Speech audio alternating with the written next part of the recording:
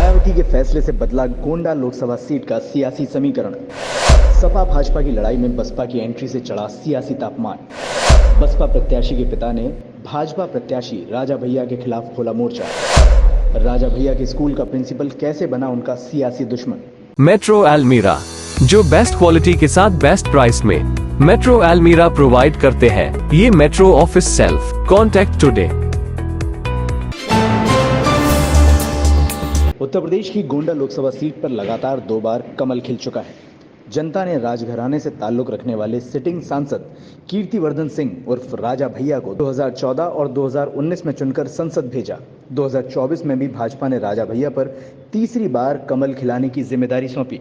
लेकिन गोंडा में कमल मुरझा जाए और साइकिल दौड़े, इसलिए इंडिया गठबंधन ने Yadav Muslim plus Kurmi voters का फार्मूला साधने के लिए कुर्मी समाज के बड़े नेता और गोंडा से सांसद रहे पूर्व मंत्री बेनी प्रसाद वर्मा की नातिन श्रेया वर्मा को मैदान में उतारा है।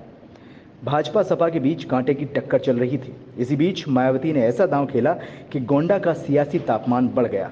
मायावती ने राजा भैया के करीबी रहे डॉक्टर अवध शरण मिश्रा के बेटे सौरभ मिश्रा को टिकट देते हुए भाजपा की टेंशन बढ़ा दी। सौरभ मिश्रा के चुनावी ताल ठोकने से भाजपा प्रत्याशी राजा भैया के लिए न सिर्फ ब्राह्मण वोटर्स को साथ रखना चैलेंज बन गया है, बल्कि दलित वोट को साध कर रखना भी चुनौती बन गया है, क्योंकि बसपा का कैडर वोट माना जाने वाला दलित वोट पिछले चुनाव में भाजपा की तरफ खिसक गया था। हालांकि इस बार हाथी निशान के चलते दलित समाज फिर अपनी नेता मायावती की तरफ रुख कर सकता है।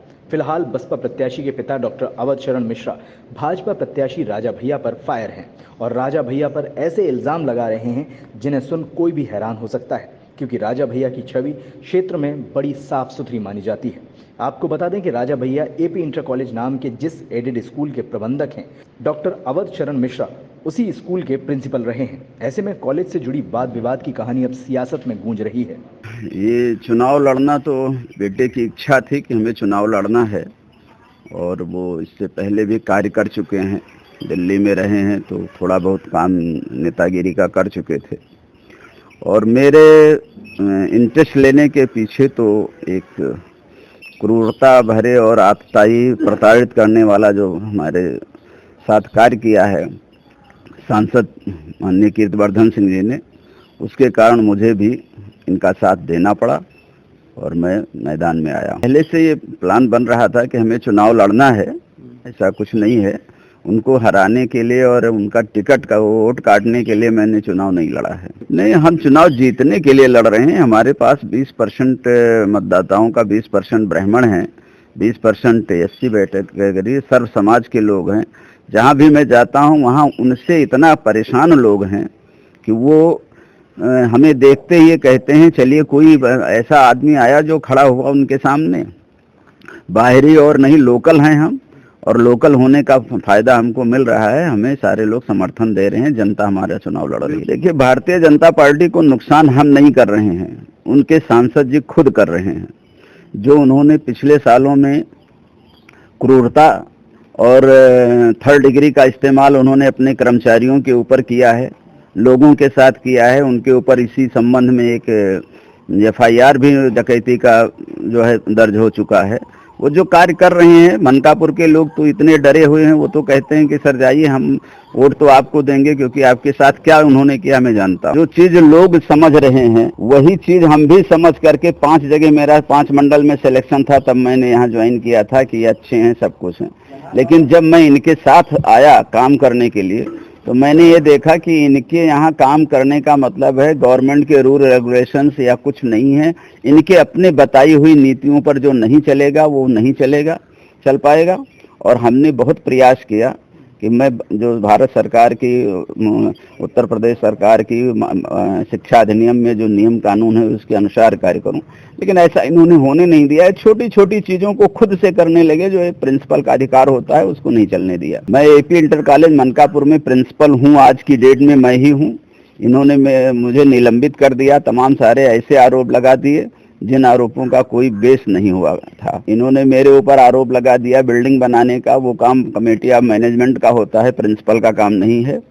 इन्होंने मेरे ऊपर आरोप लगा दिया लोगों से धन लेने का, वो ऐसे लोगों से इन्होंने लिखा लिया कि जब मैं इस स्कूल में था नहीं तब मुझे वो धन देने आते थे अध्यापक लोग, उनसे पैसा लिया करते थे।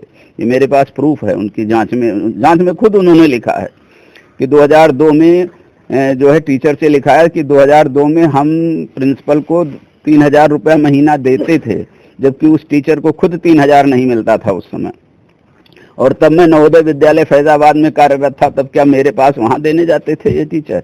ऐसे तमाम सारे आरोप उन्होंने, वित्तीय आरोप लगाया इन्होंने खुद ये लिखा हुआ है कि सत्र 2019-20 में विद्यालय की कुल 38,372 रुपये है।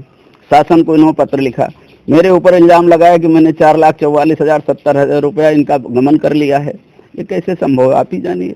रार इस तरह बढ़ गई कि वो हर चीज को 2-2 पैसे 4-4 पैसे का जो है हिसाब अपने से करते थे। वो ये कहते थे, जो लिख देते थे, अगर वहाँ पे स्कूल में किसी को स्काउट गाइड का कैंप ले जाना है, उसने मुझे एप्लीकेशन दिया तो मुझे मजबूर में लिख दिया। मैंने कई सारे उसमें लिखा है कि राजा भैया से बात करो, क्योंकि वो किसी भी चीज को मुझे करने नहीं देते थे। वो खुद से सारे नियम बनाते थे, खुद से वो अलाउ करते थे, क्या खरीदा जाएगा, क्या बेचा जाएगा, सब कुछ वो अपने हाथों से करते थे। उनके सब लिखे आर्डर मेरे पास हैं, तो वो जब लिख के भेज देते थे वो काम हम करते थे। मजबूरी हमारी ये थी, क्योंकि मैं विद्यालय चला रहा था, फिर मैंने एकेडमिक केवल देखा, बाकी मैंने चीज़ों छोड़ दिया। करने लगे, ज़्यादा परेशान करने लगे, तो मैंने तत्कालीन प्रबंधक इनके पिताजी थे, उनको मैंने 4 पत्र लिखा कि मेरे वित्तीय पावर ले लें, मैं इस तरह से इलीगल काम नहीं कर पाऊंगा।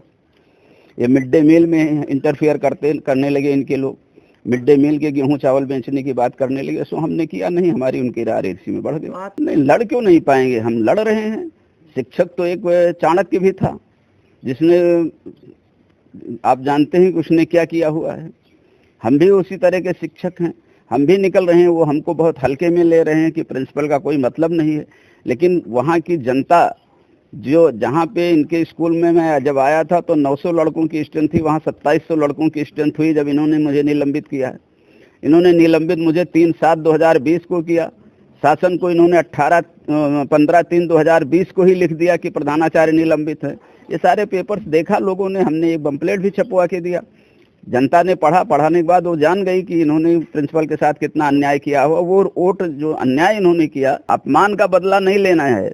उनके जितने भी स्कूल में हैं, उनके प्रिंसिपलों को देख लीजिए, सारे त्रस्त हैं, वो किसी को काम नहीं करने देते हैं। मेरा उद्देश्य यही था कि जिस तरह से इंटरफेयर कर रहे हैं, हर जगह जो है करते हैं। इन्होंने विद्यालय की प्रॉपर्टी को अपनी प्रॉपर्टी बना लिया। विद्यालय का जो जमीन है, उस जमीन में इन्होंने अपना वो बना रखा है, मछली का तालाब 3-3 बना रखा है। उसके लिए जब मैंने कहा तब मुझे उन्होंने प्रताड़ित किया।